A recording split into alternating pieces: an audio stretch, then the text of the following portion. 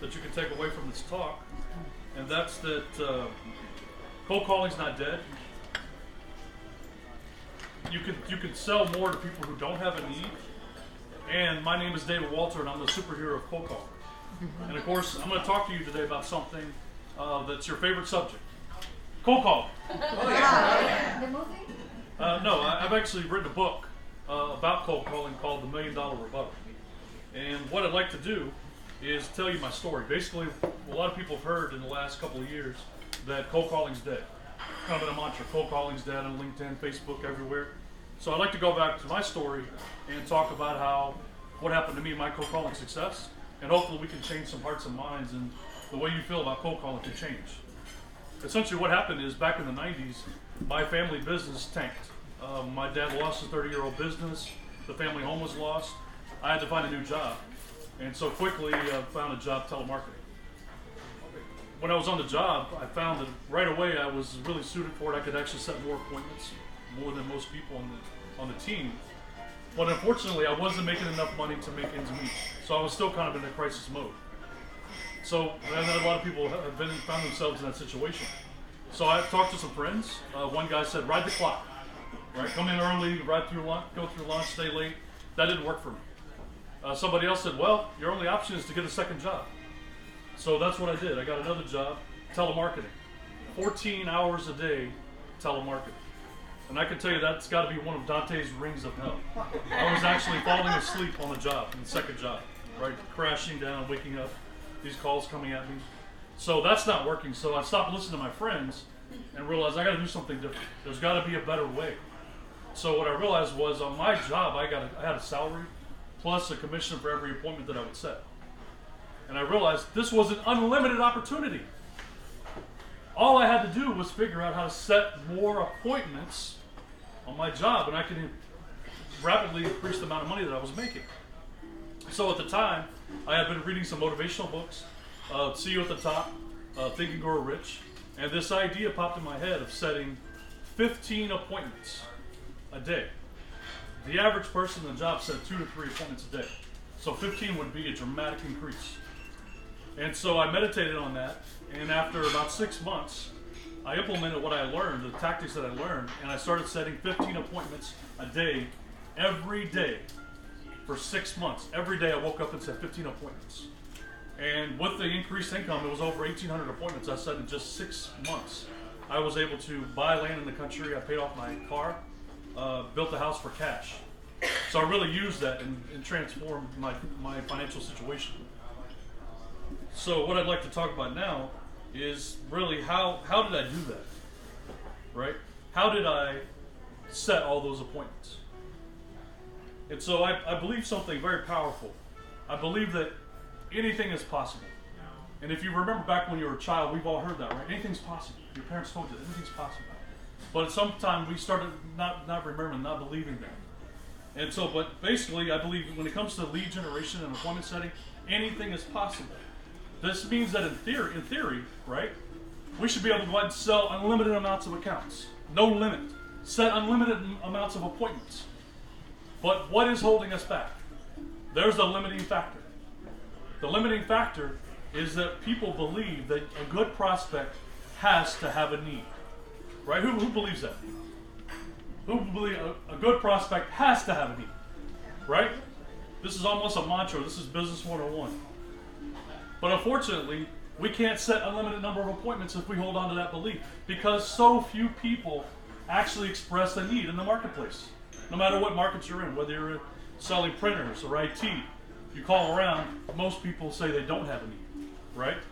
So how can we transform that? Well, really the only way to do it would be to go out there and cause thousands of people in your market to suddenly have a need, right? What are you going to do? Wave a magic wand? Poof. These people all have needs. Now let me call them and make appointments and sell. Actually, no, that sounds crazy. But that's actually the right marketing approach. Because essentially what you can do is you can create a need in somebody's mind who previously did not have a need. This is what I call true sales. When you're calling and finding somebody that has a need, that's what I call order taking. Oh, you want a pair of pants, size 32 waist? Let me get it for you, here you go. So therefore, I believe that it's possible to set vastly, dramatically more appointments and sales to people who don't have a need. Now, what I like to do is I like to tell you a story that happened, my story, when I first got into retail. I was still in high school. When I was on the job, I realized quickly that everyone that came into the store told me the same thing. I'm just looking. We probably say that, right, when you go to the mall. Can I help you? I'm just looking. But after a while, I realized that one group comprised two groups of people.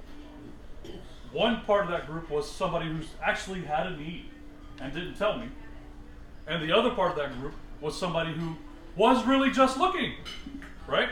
Who do you think was a better lead for me? Anybody? The one that was looking. You think they were the better lead? Okay. So what I did is I realized I needed to separate the sheep from the goats. And so what I did is I would bring everybody back. Oh, you're just looking, sir? Great, let me come back here. I've got a sport coat I'm going to put on you. Before you can say anything, you'd have a sport coat on. And I would take you over what I call the magic mirror.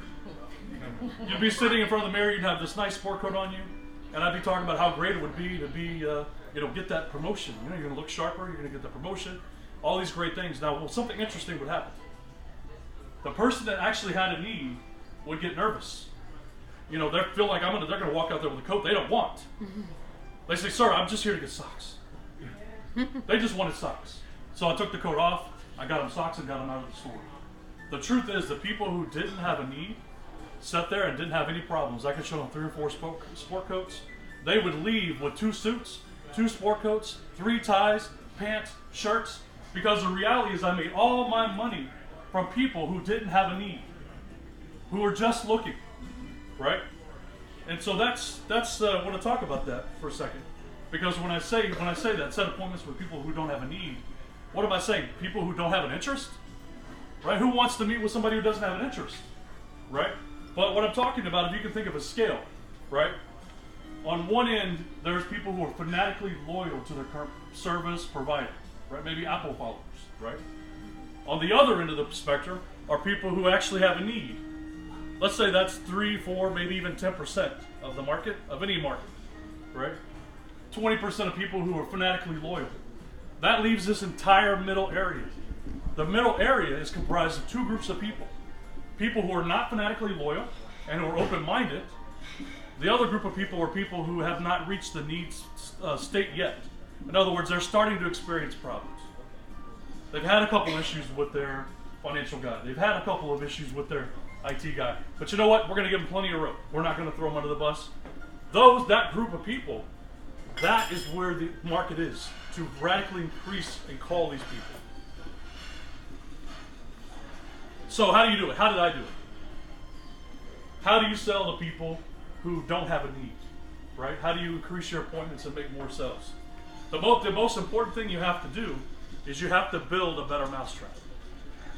You can't go in to somebody who's open-minded with the same product or service they already have.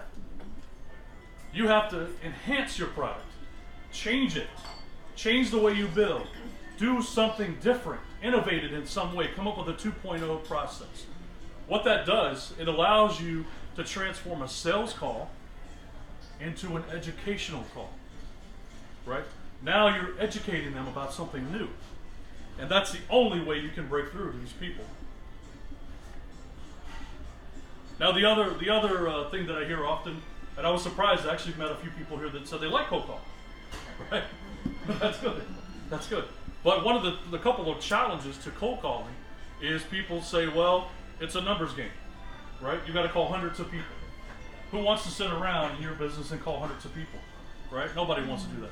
Well, the truth is, if you sat there and called hundreds of people in order, your contacts would go down. You would decrease your contacts.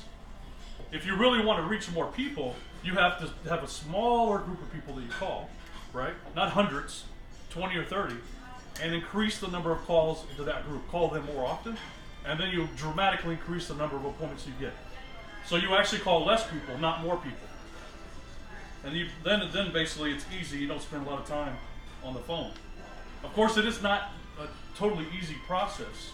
So one of the tricks I did that allowed me to set 15 appointments a day, right? You may not need 15 appointments. You may need 10. You could sit there for a couple of hours and get 5 or 6 and be happy for a few months, right?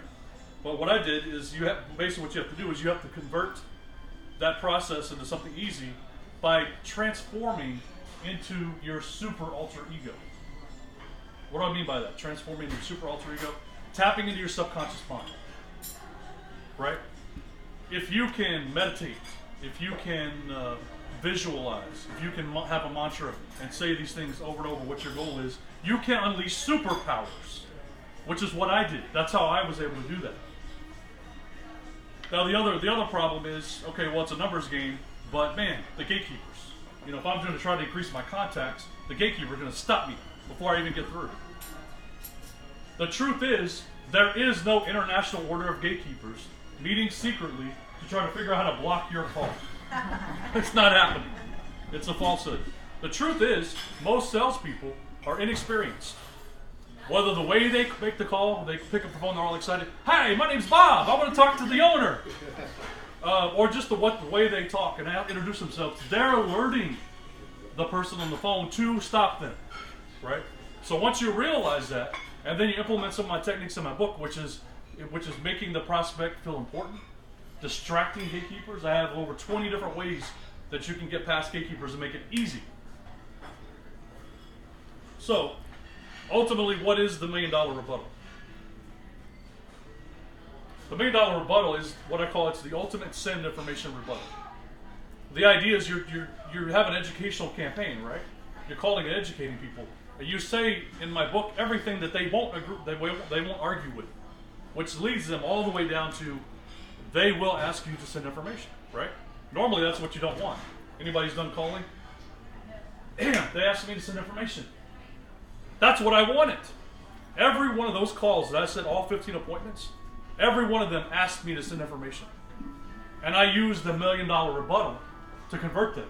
Basically what the $1 million rebuttal is, it's a powerful psychological tools that combine leading the witness, reverse psychology, and even planting ideas in the prospect's mind that they think are their own. It's like the Jedi mind trick.